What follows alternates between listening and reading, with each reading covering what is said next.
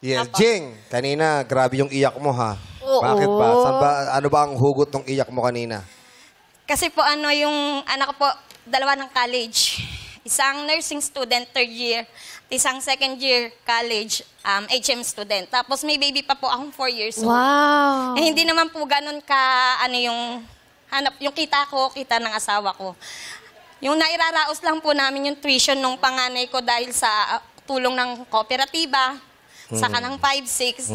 Kaya parang napakalaking tulong po kung makukuha ko po yung jackpot talaga. Saka gusto ko po kasi mapaayos yung bahay namin. Tama. May paglalaanan talaga ng Opo. pera. Grabe yung 5-6, ano? Oo, Hindi nakakatulong ng panandalian, pero hindi siya talaga yung Pag hindi ka kakayanin mo nakabayad. Pansamantalang pambuhay. solusyon po. Yun na nga, hindi siya talaga sustainable. Tsaka pag hindi ka nakabayad, syempre. Iyon talaga. Yung May interest ang kasi. sakit. Kailangan lang po talaga, lumaban ka sa hamon ng buhay. Kailangan din maging madiskarte ka. At saka magkaroon ng plano, yung pang mahabang plano, para hindi naman palagi na lang tayo babalik dun sa 5-6. Correct. Correct. Eh, Ayoko rin talaga ng Gusto ko rin naman Tama. hindi po talaga ako yung tipong palautang. Hiram lang po Tama. talaga ako kung di rin lang ano bang emergency. trabaho mo ngayon? Gumagawa po ako ng sandwich. Ay, okay. Sandwich maker po ako. Ham cheese, ham salad, ham egg, tuna, chicken, ham egg. Yung mga Kanino mo siya binibenta? trabahador lang po ako, pakyawan. Ang 100 pieces na sandwich, ang 300 pieces na sandwich, 100 pesos lang po yun, pasahod sa amin. Saan ang pwesto niyan? Po siya, bahay lang po, malapit lang din po sa amin, kaya kahit papano, hindi ako namamasahe, tapos nababantayan ko pa po yung maliit. At saka sa Tama. kanila lahat ng ingredients. Correct. Kumbaga, ikaw Opo. lang ang Talagang bubuo gawa ng lang ako sandwich. palaman, balo, tapos isasampuan mo. Sila na bahala doon pagtapos po. Si Mister, anong trabaho? Ang asawa ko po ay isang house painter. Sa Tagalog ay nagpipintura ng bahay. Okay. Painter. Yes!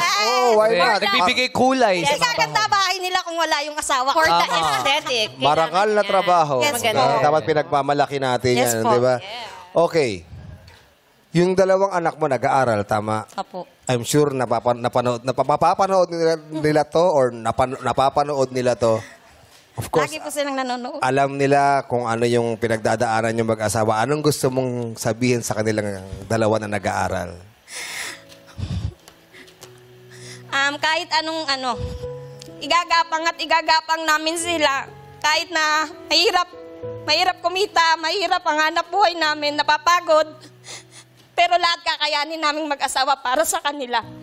Yun lang po. Sana mag-aral silang mabuti, makatapos sila. Yes. Yun ang magulang. Inspirasyon yan eh. Yeah. Lahat gagawin ng magulang para sa kanilang mga anak. Diba? O, kailangan lang talaga ng tibay ng loob, pananampalataya, Tiyaga. yan ang kombinasyon dyan. Alam niyo po, actually, may kwento ko lang, may baon-baon na akong grocery. May baong ka rosary.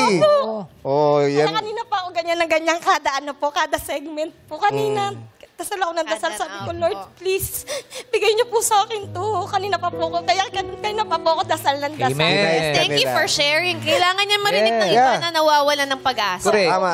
Meron tayong makakapita, Andiyan meron lagi. tayong importante lang naman kasi may nakakausap tayo eh. Pwede natin kausapin yung nasa taas. So. Wala Ibang po faith kayong talaga mapagkatiwalaang tao. Sa taas po tayo tumawag. Pag nahihirapan tayo. Amen. Ang ganda na sinasabi niyo na kung wala kang matawagan, always available. Hindi ka Yes. season ni Lord. Correct. Yeah. Lagi lang nandyan.